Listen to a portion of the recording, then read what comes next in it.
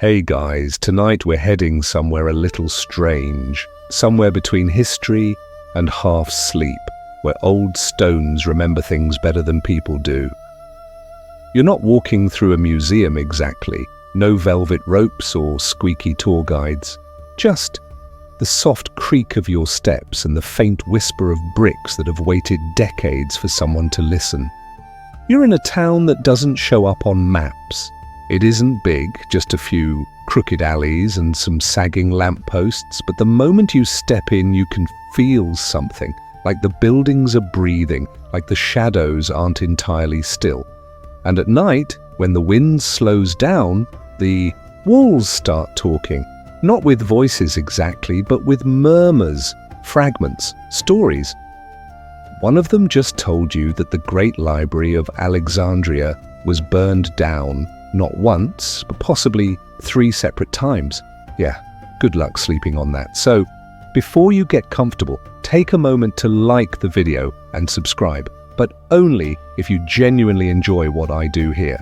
Let me know where you're listening from and what time it is, because let's be real, nothing brings us together quite like insomnia and curiosity. Now dim the lights, maybe turn on a fan for that soft background hum, and let's ease into tonight's journey together. You run your hand along the uneven stone wall, feeling something almost like warmth under the mossy surface. The town is silent, no cars, no music, not even bugs, just the gentle buzz of a forgotten world, slowly remembering itself. The whisper tonight is coming from a wall near the corner bakery, though calling it a bakery is generous. The sign's long gone, but the scent of flour still lingers, mixed with time and damp. The voice in the wall cracks like old parchment. It began with fire, but not the kind you're thinking of. And just like that, you're standing in Alexandria. The city glows like polished bronze, sunlight dancing, off marble columns and ships bobbing in the harbor.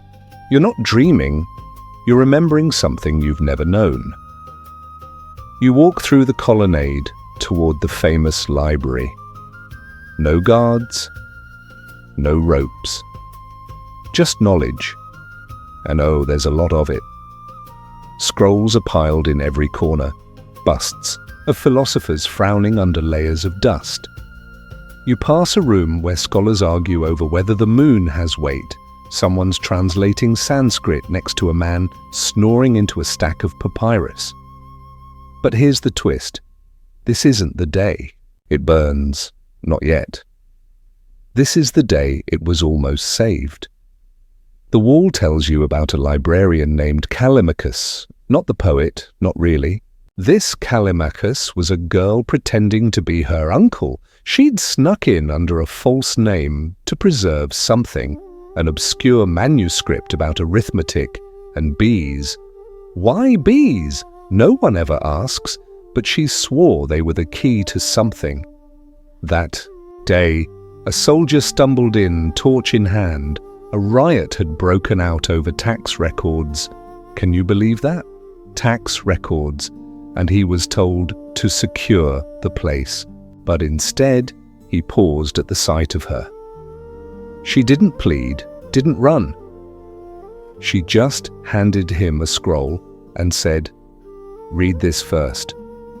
And the fire didn't start that night.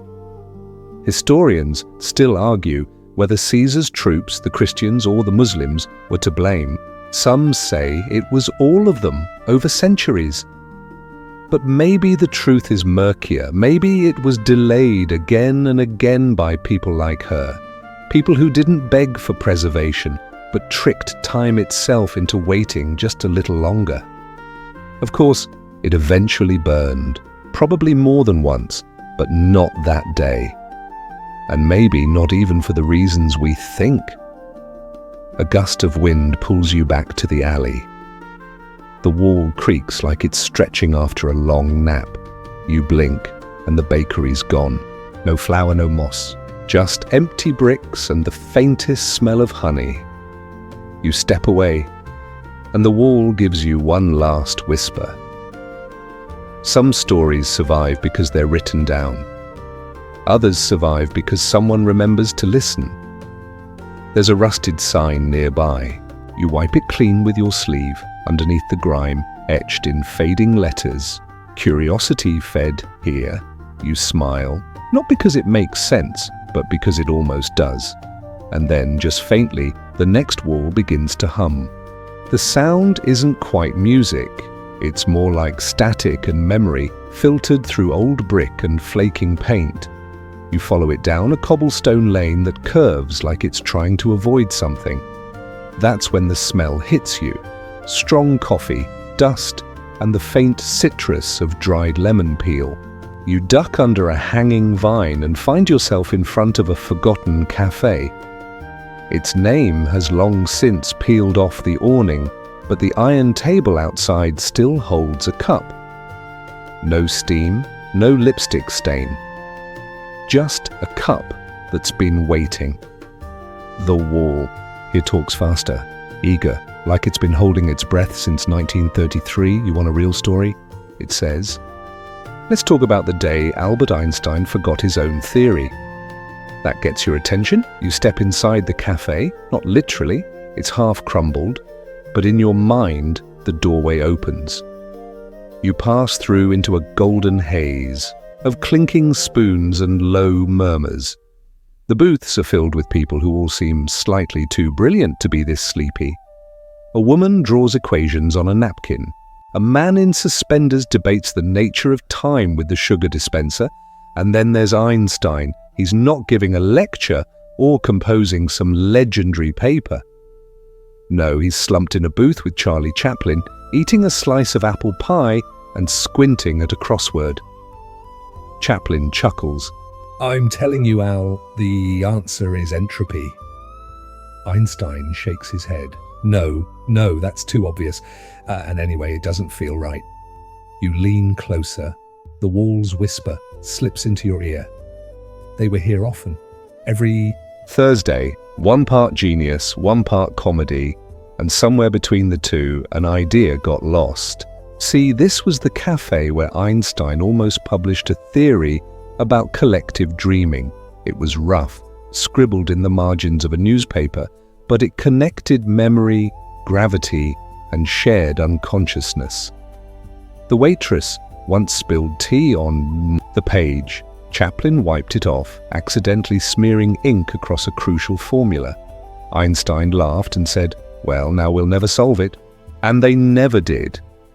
Some historians doubt the story entirely. They say there's no record of a Dreamtime manuscript. Others say the theory reappeared decades later, misattributed, hidden in a Russian archive, scribbled in a child's notebook in Rio. But this wall swears it was real. It even remembers part of the formula. Not enough to solve it, but enough to haunt you, just a little. You glance at the dusty counter. A napkin flutters in the breeze, even though the windows are shut. You pick it up. No equations. Just one word. Remember. Of course, it's possible this whole memory is just stitched together from rumors and caffeine. The kind of thing that only shows up in places that are more dream than map, but there's something oddly comforting about it. Like knowing two of the most brilliant minds in history used to waste entire afternoons arguing over desserts and definitions. You step back outside. The air's cooler now, crisper. The cup on the table is gone. In its place, a coffee ring on the marble, shaped exactly like a question mark. The wall gives you a parting thought. Even the smartest minds forget things. It's the forgetting that makes the remembering interesting. You smirk. Yeah, that checks out. A breeze rustles through the alley, carrying with it the scent of cinnamon and old books. You turn your head and notice a staircase you could have sworn wasn't there before. It twists upward into shadows and ivy, and just faintly, from somewhere above, a new whisper begins. The staircase is narrow, carved from stone so worn it feels more like memory than architecture. You run your fingers along the railing, cold metal that hums ever so slightly, like it's remembering too. Each step creaks like it's whispering someone else's name. Halfway up, a flicker of movement catches your eye. A leaf flutters past you, except it isn't a leaf. It's a torn scrap of paper, yellowed and smudged, with a doodle of a very angry tree and a name. Napoleon. At the top of the stairs, you find a small rooftop garden, overgrown, forgotten, pots tipped sideways, vines curling around rusted chairs, and right in the center stands a tree, short, defiant, with bark as dark as old ink, and leaves that shimmer like bronze in the moonlight. It speaks. Not in words exactly, but in dry, rustling whispers that settle behind your ears, the kind of voice that waits until you're alone to tell you something strange. This tree, it says, grew from the pocket of Napoleon Bonaparte. You blink. Apparently during one of his less glamorous campaigns, mud, fleas, questionable wine, Napoleon's coat tore at the seam.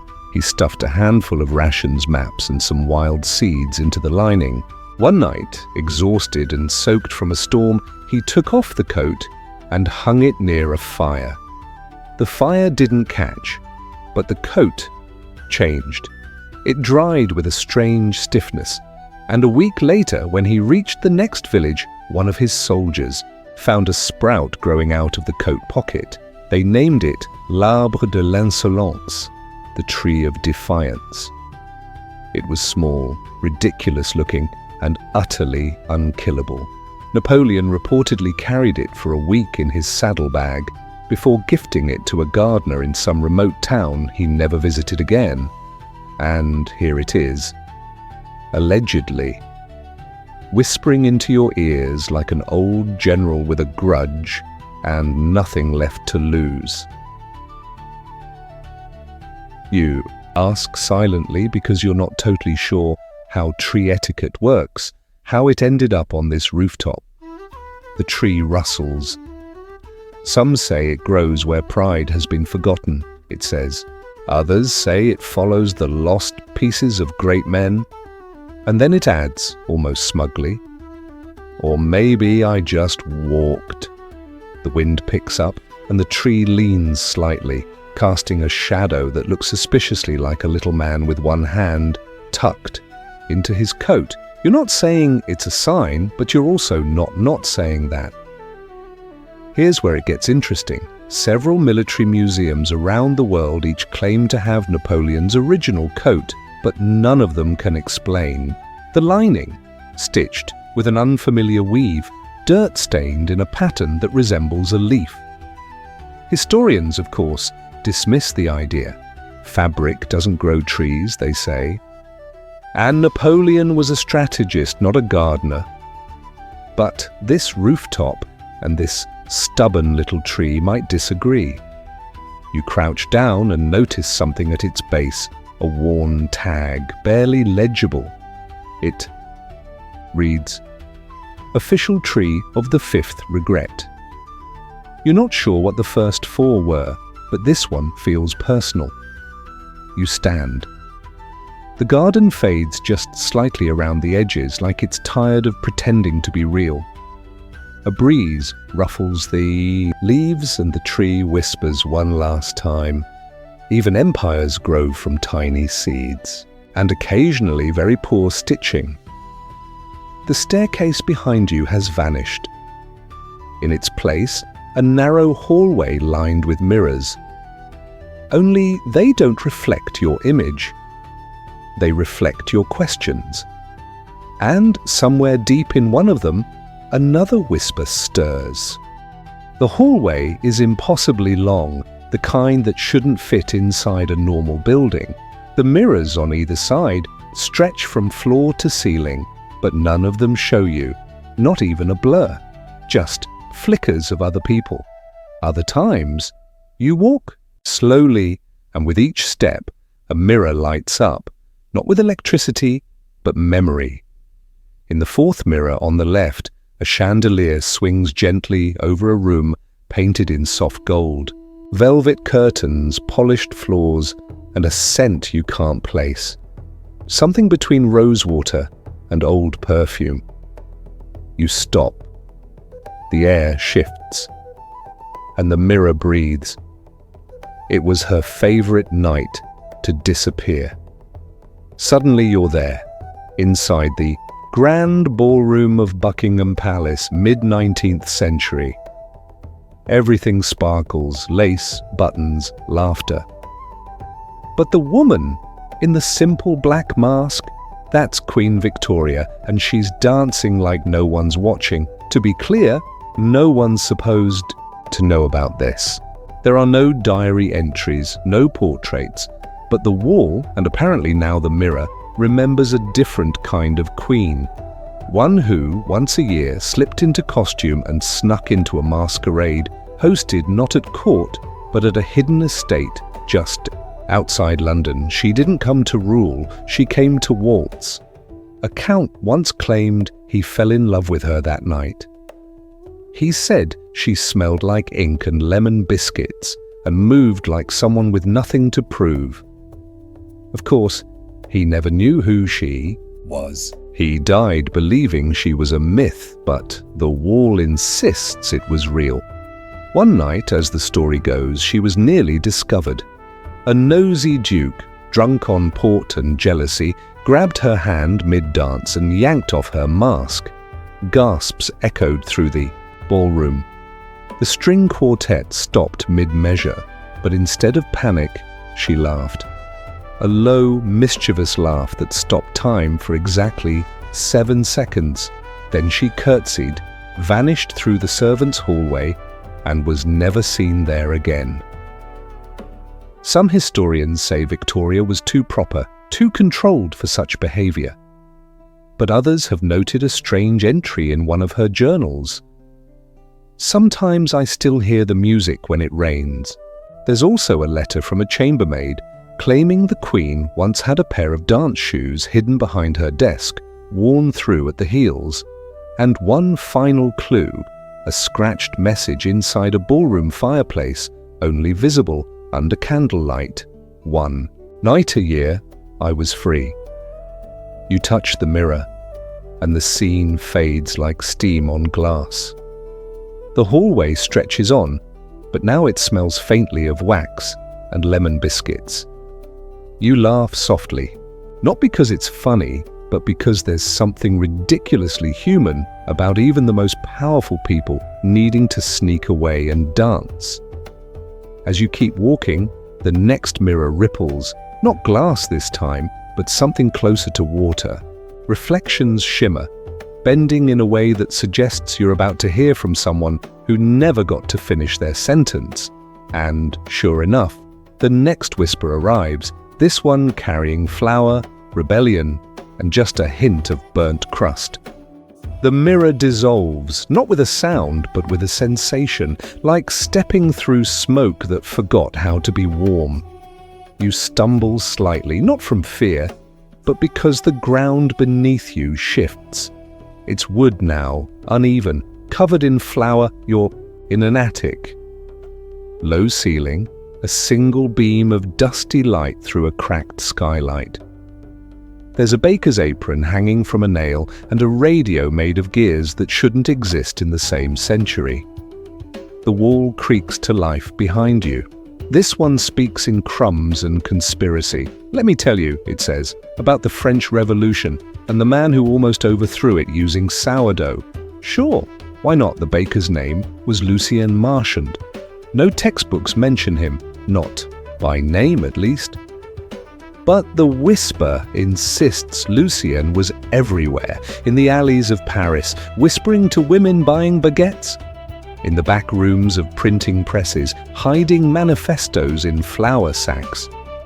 Here's the weird part. He never picked up a gun, never stormed the Bastille, But according to this wall, Lucien was the reason bread riots didn't turn into civil war riots more often. He baked peace into his loaves. Literally. Tiny scrolls tucked inside warm bread like revolutionary fortunes. Slogans, warnings, maps. Some say he even designed a code, one that used sesame seeds to signal safe house, poppy seeds for danger, and no seeds at all for run. One famous night, July 27, 1794, he baked a special batch marked only with an X. Inside each loaf, a tiny drawing of a guillotine with a crown falling off. That night, Robespierre fell. Coincidence? Historians say yes. The wall disagrees. In fact, it tells you Lucien once met with Danton dressed as a nun to deliver an éclair filled with political satire.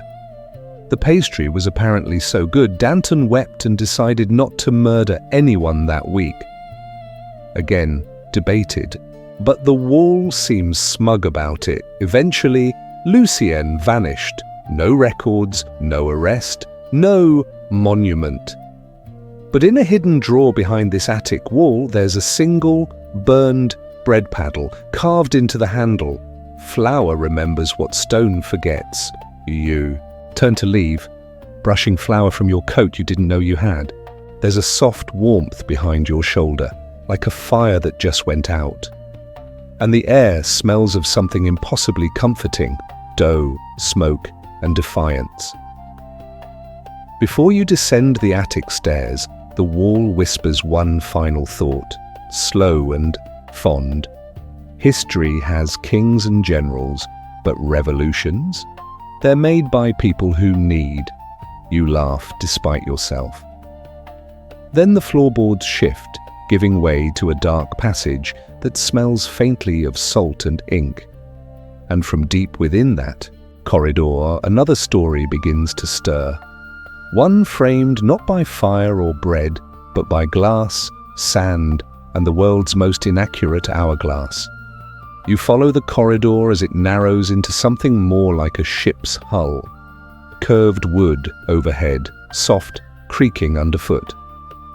The air turns briny, thick with the smell of salt and rotting rope. Somewhere in the distance, gulls call, even though you're still indoors. At least you think you are. The whisper rises before the room appears. This one is slower, like a tide pulling back. It sounds older than the others, but also amused, like it's about to tell you a secret it's been dying to spill for centuries. Columbus, it says, wasn't supposed to land there. You step through an arched doorway and into a study, lit only by candlelight. Old maps cover every surface, tables, walls, the back of a sleeping cat. They're hand-drawn, full of wavy coastlines and sea monsters that look suspiciously like inflatable pool toys. At the center of the room, a wooden hourglass tips back and forth on its own. The sand within flows the wrong way, upward, and near it lies a pair of gloves stained with red clay and citrus oil. The whisper continues. On the night before his first voyage, Christopher Columbus misread his own timekeeping device. Completely backwards, thought it was midnight when it was barely sunset. That's how they launched too early. The image appears in your mind. Columbus on the dock, staring at an hourglass like it owes him money. He's convinced time is slipping, and he rallies his crew to depart ahead of schedule. What nobody knows or remembers is that this misreading caused them to miss an entire island. An uncharted place just a few leagues off their intended course, a place, the wall claims, where stone faces hummed lullabies and the trees whispered poetry. We called it La Isla que nunca espera, the whisper says. The island that never waits. Historians don't mention this island, of course. And why would they? You can't prove the existence of a place that doesn't stay put. It's said to disappear and reappear depending on whether the navigator believes in it. There's a story, half legend, half lunchtime rumor, that a cabin boy named Matteo saw the island in a dream 3 nights in a row. He drew a perfect map of it on a piece of hardtack and tried to show the captain. Columbus ate the biscuit before he looked. Later, when they landed, Columbus declared he'd reached India. He hadn't, but the island, the real one, it drifted out of reach, still waiting for someone punctual enough to deserve it. Some scholars argue the whole story is metaphorical, something about lost opportunities in the age of exploration. But the wall disagrees. It remembers the cat's name, it remembers the flavor of the clay, and it remembers the exact pattern of stars above La Isla que nunca espera on the night it was supposed to be found. The whisper softens. History is full of destinations missed because someone checked the clock twice instead of once. You run your hand over a map near the door. Beneath the ink, faint indentations form a phrase. The ocean forgives no late arrivals. As you leave, the hourglass tips one last time, and the sand turns to water. Your footsteps echo as you descend. A short flight of stone steps, the walls now lined with faded signs in 10 languages. Ahead, a rusted gas pump leans against a wall, humming low like a baritone memory. And just beyond it, a new story begins to bubble up. This one soaked in gasoline, mud, and a map that might have been drawn by accident or divine mischief. The stairwell empties into what looks like the remnants of a service station, mid-century maybe, but warped by time and silence. Rusted signage dangles from chains above your head, one letter flickering dimly. ERVCE with a simile. The Bixiki pump is ancient, its paint is chipped, its numbers stuck mid-spin, and yet it hums, a low, mechanical lullaby. The air smells of oil and damp canvas. There's a tire swing dangling from nowhere, slowly twisting in place. You don't question it. Not here. Not now. The wall near the back leans slightly, like it's listening for the right moment. And then it speaks, not quickly, but with the drawn-out patience of someone who knows they've got you for a while. During World War II, it says, a tank unit went missing for 3 days because of a gas station that didn't exist, or ute, blink. Apparently, during the Allied push through rural France, a squadron led by a half-deaf colonel named Whitmore was rerouted by a local who swore there was a shortcut. According to the maps, the route was empty farmland, but according to the wall and one very confused pigeon courier, it was not only a road, but one with a fully operational gas station, complete with snacks. Here's the twist. The gas station didn't appear on aerial recon. It wasn't listed on any French registry. And when soldiers returned 3 days later to retrieve supplies they'd stashed in the broom closet, the building was gone. Completely. Whitmore insisted the place was real. He remembered the exact radio station playing over the pump intercom. Je ne regrette rien. He remembered filling out a guest book and eating a sandwich labeled Victory Loaf. But others in his unit disagreed. Some swore it was just a barn. Others claimed they never stopped at all. One soldier, interviewed years later, said, "All I remember is headlights in fog and a woman in a mechanic's jumpsuit offering me a mint." Stranger still, a map was found in Whitmore's belongings decades later. On the back, in careful handwriting, was a drawing of the station, down to the vending machine stocked with chewing gum and ration stamps. At the bottom, never made a left here again. Historians chalk it up to exhaustion, stress, or a fever dream caused by moldy bread. But there's a rumor in local folklore. If you're truly lost, the station finds you. The pump clicks softly behind you. A single drop of fuel hits the ground and immediately vanishes like it was never there. You take a step back. On the far wall, just below a cracked Coca-Cola sign, are faint markings scratched in with a key or maybe a nail. War bends roads, memory breaks maps. And beneath that, a smaller note. Nice mint, though. You can't help but laugh. The kind of laugh you only let out when you're starting to forget whether any of this is real, or if that even matters. You move on, past the pump, through a door that opens into moonlight. Ahead of you is a row of silent vendor carts beneath paper lanterns, and the whisper that rises now smells of sugar, cinnamon, and static. A voice clears its throat. Chipper. Conspiratorial. Ready for something sweet? It asks. And just like that, history gets deliciously weird again. The lanterns overhead sway in a wind you don't feel. They're strung between empty carts that look like they've been waiting for a festival no one ever came to. Some are striped red and white like candy canes. Others are wooden, carved with faded animals, foxes, deer, something that might be a griffin if you squint. You step forward. The cobblestones beneath your feet are sticky, not in a gross way, more like spilled sugar that's been kissed by decades. The whisper arrives wrapped in a paper cone, warm and amused. Once, it says, NASA delayed a satellite launch because someone dropped a donut into the simulation chamber.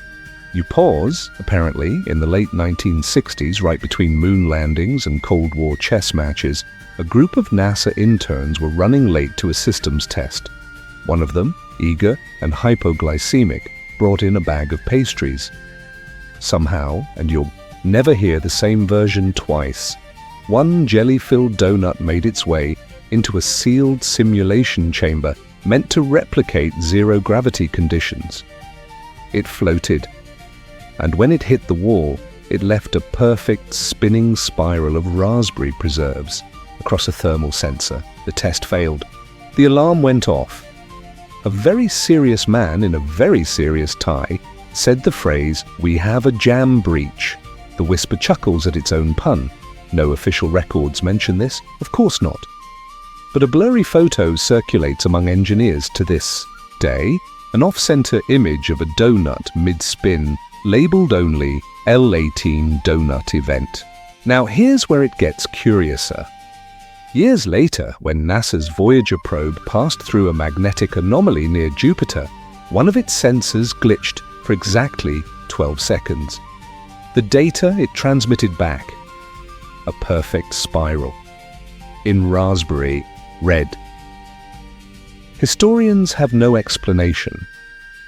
Technicians deny the pattern was even visible. But the whisper, smug as powdered sugar, insists. Sometimes the universe remembers, even when we pretend we didn't drop the snack. You reach one of the carts. It's labeled Futures and Fritters. Inside, a display of pastry replicas rotates slowly on a dusty carousel. One is shaped like the Saturn V rocket, another like a crescent moon holding a coffee cup. There's a napkin folded beneath the glass. You squint to read the fading ink. Time expands where sweetness lingers. The air around you smells of burnt sugar and ozone. Something overhead pops, like kettle corn or a small, polite thunderclap. You look up. The lanterns have rearranged themselves into a constellation shaped like a whisk. Before you can ask what that means, the carts all gently creak at once and roll backward, opening a path you didn't see before. It leads into a long, tiled hallway filled with soft light and the faint echo of footsteps that aren't yours. And somewhere just ahead, a new voice stirs, lower, slower, the kind of voice that only speaks when the lights dim and the moon is watching. "Let me show you a map," it says, one that refuses to sit still. The tiled hallway curves like it's trying to forget something. Each tile is a different shade, pearl, moss, rust, bone, and none of them quite match. It smells of parchment and rain, and the air feels curious. Not cold, not warm, just aware. You follow the sound of invisible footsteps, soft, steady, thoughtful. They're the kind of footsteps that belong to someone who never rushes because they already know where every path leads. The whisper begins again, this time like it's leaning in close with a glint in its voice. Marco Polo kept a secret map, not on paper, not in ink. It moved constantly, and he could only read it when he was lost. You stop. That sentence shouldn't make sense, and yet here you are, already halfway convinced. You push open a set of faded blue doors and step into a room shaped like a compass. The floor spins gently, not fast enough to knock you off balance, just enough to remind you that orientation is optional here. All around you, the walls are covered in maps, but none of them stay still. Rivers shift. Cities wander, mountains rise and sink like they're breathing. There's even a small boat drawn in the margin of one map, slowly rowing itself across the parchment, despite having no oarsman. And at the center of the room lies the map, the one the whisper promised. It's not made of paper at all, but of woven threads shifting in color and direction as you watch. Legend, or rumor, says Marco Polo once got hopelessly lost in what he thought was northern China. For days his caravan wandered through salt flats and singing dunes. His guides gave up. His camels sat down and refused to move. So Marco took out a blank scrap of cloth, pricked his finger, and drew a single red line across it. That night, in his dreams, the line moved. It twisted, bent, rerouted. And when he woke, he followed the new path. It led him to a village not found on any official record.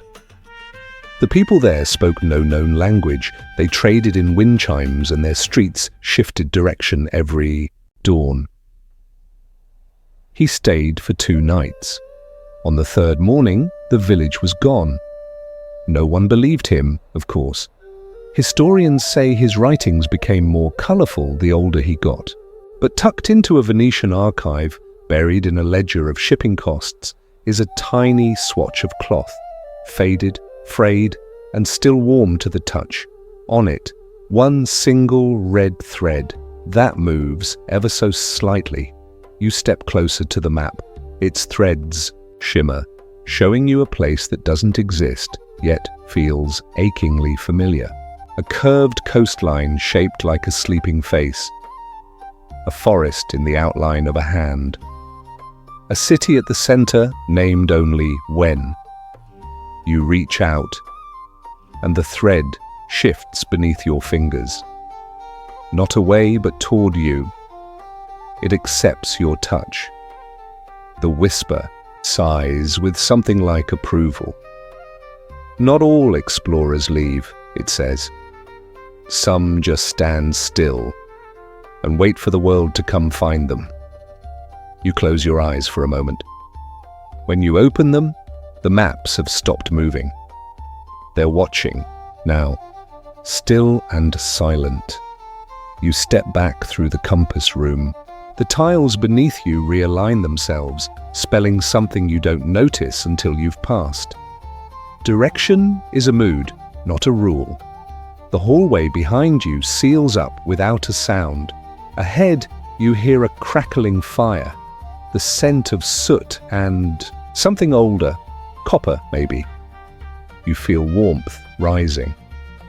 Not cozy warmth, trial warmth, and just as you step toward it, a fireplace begins to speak. Soft at first, then sharper. Ever wonder how a cauldron started a courtroom? It asks. And now history decides to get heated. The hallway contracts into a narrow passage that smells of burnt wood and damp stone. You brush past hanging herbs, dried bundles of sage, lavender, and something darker, spicier, almost metallic.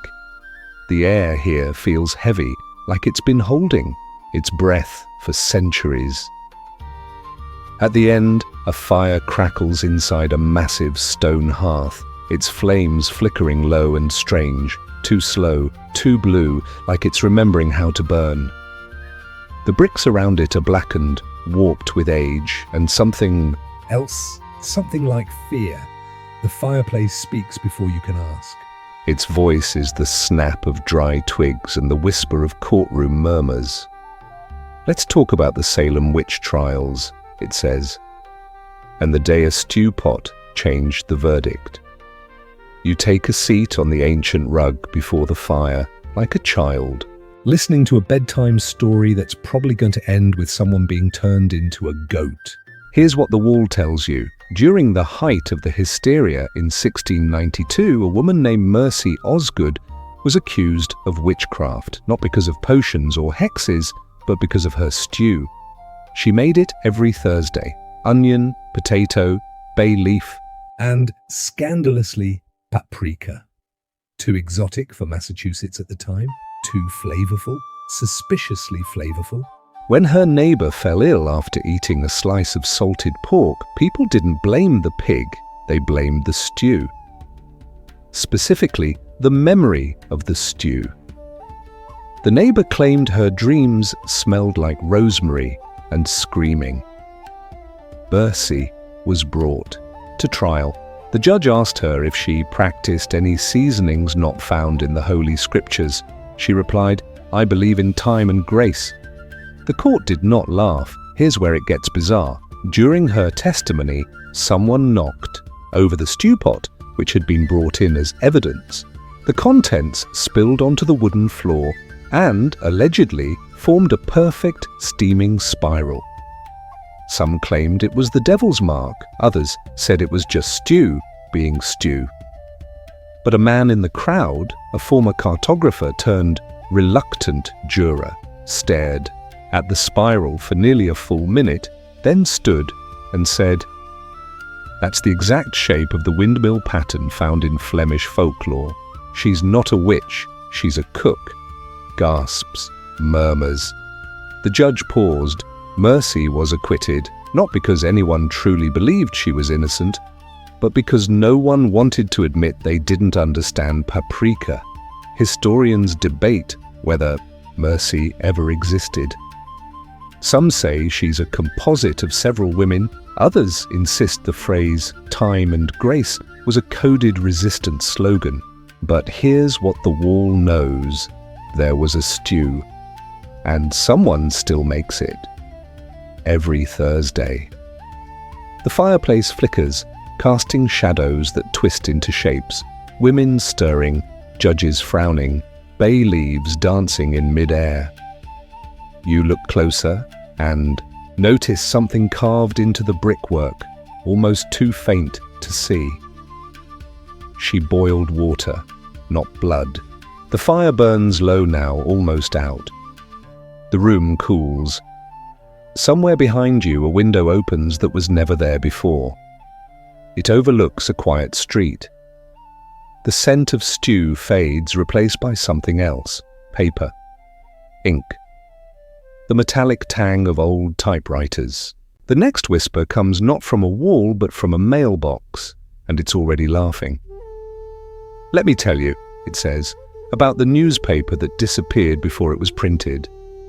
You step out of the fire-warmed room and into the cool hush of a narrow lane lit by faded gas lamps. It's quiet here, eerily so. No wind, no footsteps. Just the soft, rhythmic tick, tick, tick of a newspaper press that hasn't run in decades. At the end of the lane sits a crooked mailbox, rusted at the edges, its paint peeling in elegant flakes. It hums gently as you approach. Not mechanically. More like it's amused. Before the ink dried, it whispers. The entire front page vanished. You lean closer. The flap creaks open on its own, revealing not letters but tiny folded newspapers no bigger than matchboxes, each one marked with the same headline, "We know what you didn't write."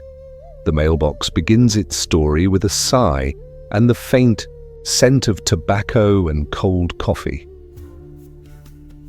In 1913, in a town whose name was removed from every map, a journalist named Bernard Quinn prepared the scoop of the century. Allegedly, he had uncovered evidence of a forged treaty, a missing heir, and a gambling scandal involving 3 monarchs and a haunted billiard table. He worked alone in the attic above the local paper's print room. The Daily Echo, a name that now sounds more like foreshadowing than fact. The night before publishing, Bernard typed the entire article, triple-checked it, and submitted it for the morning run.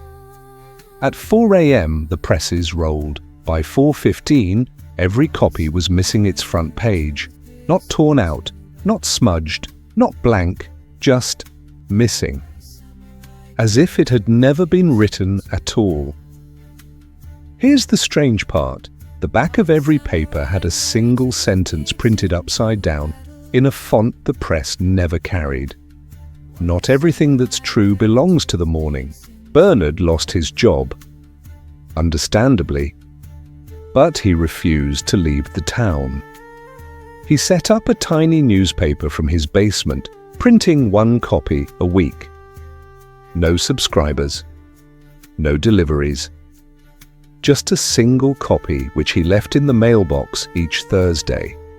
Every Friday morning it was gone. No one ever saw who took them. No one ever saw Bernard write them. But every week, like clockwork, the paper vanished. And inside that mailbox a faint scent remained. Newspaper ink, citrus peel and, oddly, maple syrup. Some said Bernard had lost his mind. Others whispered that he had stumbled into a story, too big to tell. A truth that would only agree to be read 1 page at a time by 1 person, and only if they didn't speak about it afterward. Decades later, the press itself was dismantled, but the mailbox? Still here, still humming. And if you listen closely, you can hear the keys of an invisible typewriter clacking out phrases like, "History edits itself when no one's looking." This version is better for the archive. Try again, leave fewer clues. You pull back, the flap closes. There's now a tiny note taped to the side, one you're certain wasn't there before. It reads, "Deliver what they forget." You glance down the alley. A stack of newspapers now sits in the corner. The top one has no headlines, only an image. Your shadow, standing exactly where you are now. You decide not to pick it up. Instead, you follow the flicker of neon deeper into the town. A flickering sign reads, "Berlin Jazz 2 flights up." The air vibrates with the low thrum of a saxophone and the memory of dancing footsteps. And the next whisper begins with a chuckle and a minor chord. Let's talk about the night music made the wall disappear. Just for a moment. The staircase groans under your weight, not from age, but from memory. Every step seems to echo a different tune, a bass line here, a trumpet flourish there, like the building itself is rehearsing something. At the top, a heavy velvet curtain, parts without touch. You step into a dimly lit club, hazy with phantom smoke and bathed in the honeyed light of a single, slow-turning disco ball. Tables are scattered like secrets, and on a small stage, a ghostly saxophone leans against a mic stand, waiting. The whisper slides in like a cymbal, brushed gently with wire. Berlin, 1962, the wall had just gone up. Cold air, cold politics. But one night, jazz made it vanish for exactly 7 minutes. You don't move, you just listen. The story begins in a hidden bar, wedged into the east side, technically illegal, officially invisible. A place where artists, outcasts, and spies drank from the same chipped glasses and argued in whispers. Among them was a saxophonist named Emil Roth. Emil wasn't famous, not even in his own neighborhood, but his music was something else. He played like he was remembering a future no one else had lived yet, and he never played the same song twice. One night, a stranger walked in, a West German pianist named Greta, who claimed she'd followed his sound through a broken radio broadcast. They played together for hours, improvised, no sheet music, just instinct and adrenaline and maybe, just maybe, a little magic. At exactly 2:17 a.m., as they slipped into a final duet, one part lullaby, one part rebellion, the wall outside shimmered. Not metaphorically, eyewitnesses later claimed they could see through it. Not all the way, but enough. Faces blurred, arms outstretched. Laughter from the other side. A soldier dropped his cigarette and cried. A dog barked twice and ran through a checkpoint no one remembered unlocking for 7 minutes east and west. Berlin breathed the same rhythm, and then it ended. The club vanished the next morning. Gone, every brick, every bottle, even the curtains. Just a chalk outline where the stage had been and a single scrawled note on the sidewalk. Good jazz knows no borders. Historians don't believe the tale. They cite mass hysteria, Cold War paranoia, a probable gas leak, but some people still hum that melody, especially near the river just before sunrise. The whisper fades, replaced by the soft click of a record player switching sides. You look around. The club is now empty. Even the saxophone is gone. But someone or something has left a coaster on the table beside you. It reads, "Improvised peace is still peace." You pocket it. No idea why, just feels right. A thin door opens on the far side of the room, leading into a study filled with candlelight and ink-stained desks.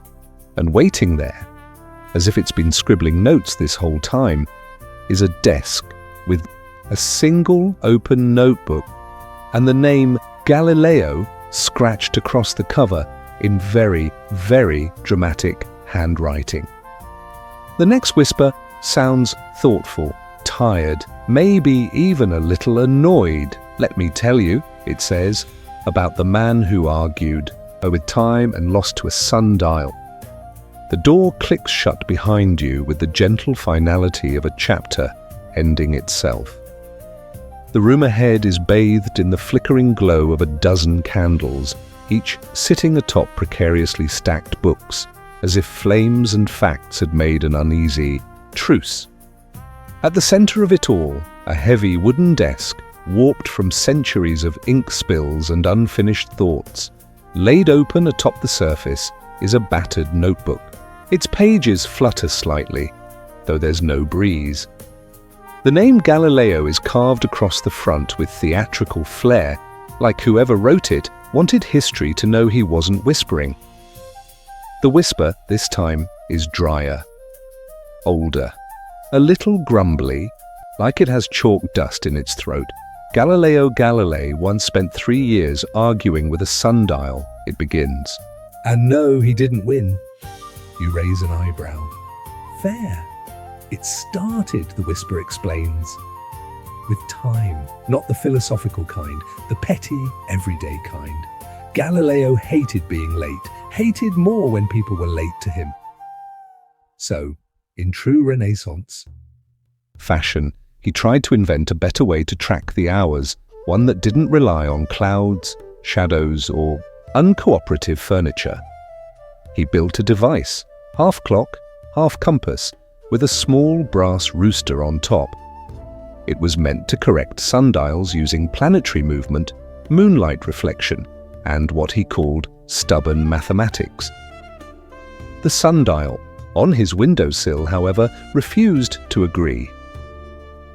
Every afternoon it showed a slightly different hour than Galileo's device, and so he began writing notes to it, actual notes, letters, sarcastic ones.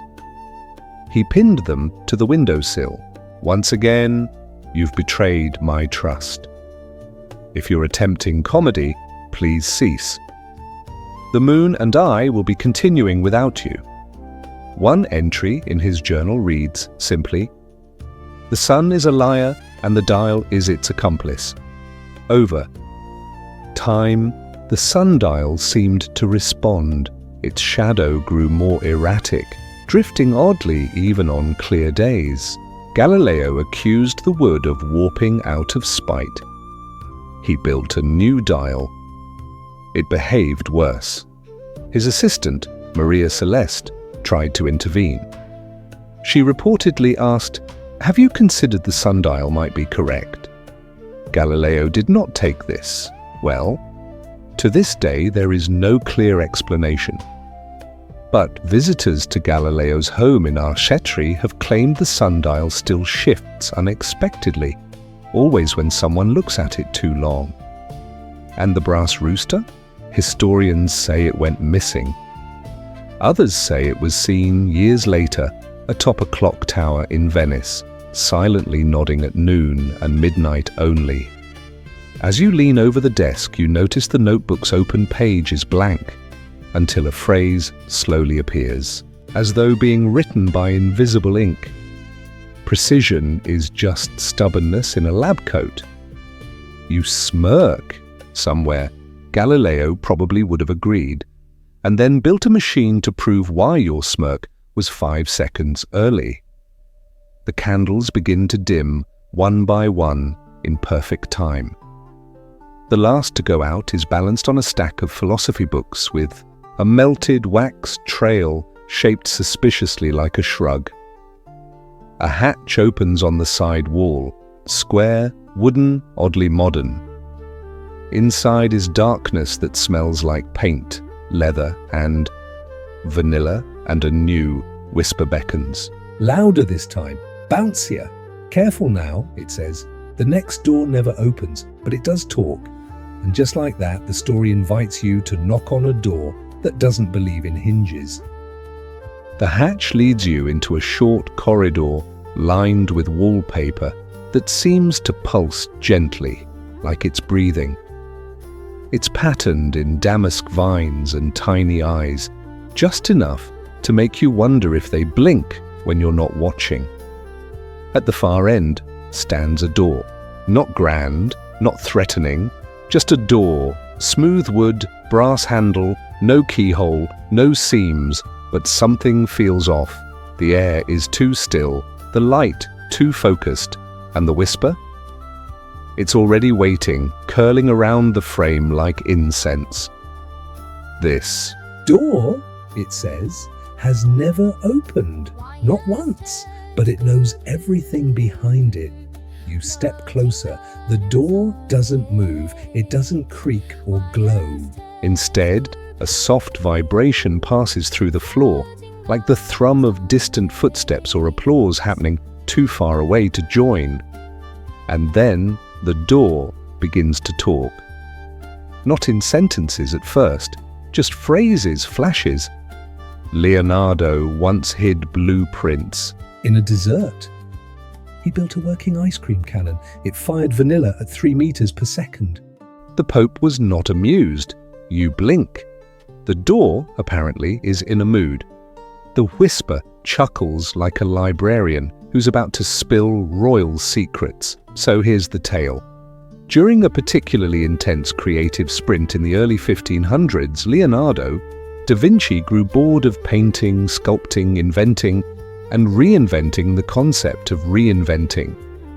He turned to desserts, specifically cold ones.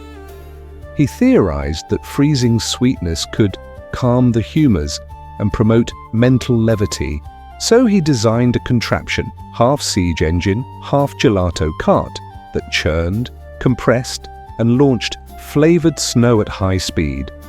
He called it La Dolce Macchina. Aiming it proved problematic. He nearly decapitated a court jester with a scoop of lemon sorbet. One duke chipped a tooth on frozen custard, but Leonardo didn't stop. He embedded schematics in pastries. He doodled gear ratios inside tarts. He once carved an entire prototype in butter. The Pope, hearing rumors of culinary blasphemy, summoned Leonardo to explain himself. Leonardo responded by delivering a chilled dessert that, when sliced, revealed a miniature drawing of St. Peter's Basilica inside a raspberry swirl. The Pope fainted, probably from delight, possibly from lactose intolerance. Historians ignore this episode, of course, too whimsical, no documentation. But in the vaults of a forgotten convent in Bologna, there exists a cookbook that cannot be opened with hands, only with song and its title. The Blueprints of Flavor. You place your hand gently on the surface of the door. It's warm. Beneath your palm, letters begin to rise, like Braille for the overly curious. They spell. Some doors don't open because the story behind them is already too much, and beneath that, in smaller script, desserts are just daydreams made edible. You laugh, you're not sure if it's the story or the whisper, or maybe it's just the idea of Da Vinci loading a cannon with pistachio swirl. The door quiets. Satisfied. A panel to the right slides open, revealing a narrow passage filled with velvet darkness and the smell of old stone, and waiting there where the light doesn't quite reach is a final wall. This one cracked, ancient, and humming like it swallowed the echoes of every whisper that came before. The voice returns, now softer, slower, like it's tucking you in. One more story, it says. One last place, where all the voices meet. And just like that, you step forward, toward the last whisper at the end of the alley. The velvet darkness wraps around you like a worn blanket still carrying the scent of an old story. No lanterns here, no flickering signs or trick mirrors, just the gentle sound of dust shifting and a heartbeat that might be yours. The corridor ends at a dead-end wall, plain stone, cracked, quiet, covered in fingerprints that shimmer briefly when you look away. This is it, the end of the path, the place where whispers come to rest. The voice returns, not loud, not eager, but inevitable. Every tale leaves an echo, it murmurs. And this is where they collect. You sit. There's nowhere else to go. The stone feels warm beneath you, not with heat, but memory. Like sitting on the lap of a grandfather who tells bedtime stories in riddles and then pretends to fall asleep before the punchline. The wall hums, then speaks, not with just one voice this time, but many, woven together like threads in a tapestry.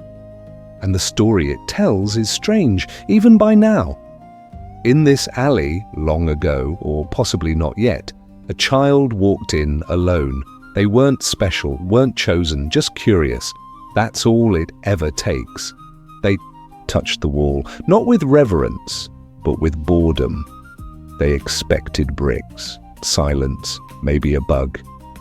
Instead, the walls sighed and whispered the entire history of the world into their ear, backwards. They emerged 3 days later, blinking, carrying a single phrase scribbled on a gum wrapper. Whispers are just facts wearing pajamas. That phrase ended up in a university lecture, which inspired a thesis, which was adapted into a play, which became a musical, which flopped spectacularly on opening night. But one audience member remembered the gum wrapper, and years later, they built a house with walls that whispered. You're sitting against one of those walls now. You lean back, close your eyes. The voices begin to slow. They murmur names you've never heard, places that haven't been built, dates from calendars that don't exist yet. Each whisper is a ripple, smoothing out the noise of everything else. One says, "Some truths only bloom in silence." Another, "Don't trust clocks, trust shadows," and one more, quieter still. You were never lost, you were listening. You exhale. The wall exhales with you. The air softens. The darkness lightens, not with light, but with stillness. And just before sleep begins to pull the world out from under you, the last whisper comes, barely audible, sweet as breath on glass. All stories end here, eventually, but yours doesn't. Have to... Not yet. You smile. Eyes closed now. A little piece of stardust in the quiet corner of someone else's dream. And the wall says nothing more. Doesn't need to, not tonight.